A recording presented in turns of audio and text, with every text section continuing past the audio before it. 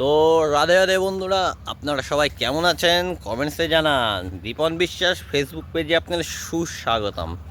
বন্ধুরা, আজকে নতুন একটা বিষয় নিয়ে চলে এলাম। বাঁশ কিনতে এসেছি বন্ধুরা।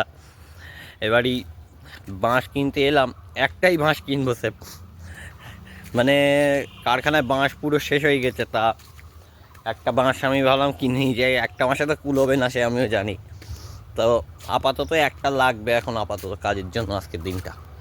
তো যাই হোক, একটা বিশ্বকর্মা তৈরি করা হচ্ছে নিউ প্যাটার্নে।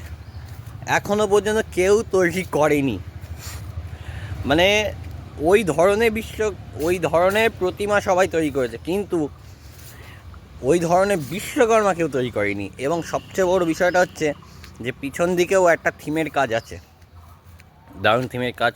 আমি ছবিটা কালকেই দেখলাম, আমার খুবই পছন্দ হলো। যে তো যাই হোক, কন্টেন্ট আমার পছন্দ, আমি একটা কন্টেন্ট চিন্তাভাবনা করে বানিয়েছি।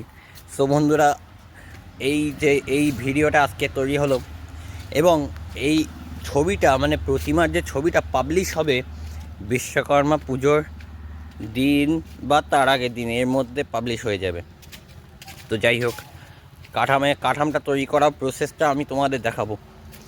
তো শুধু প্রতিমার ভিডিওটা করতে পারবো না, কারখানার কিছু স্ট্রিক্ট নিয়ম আছে বলে।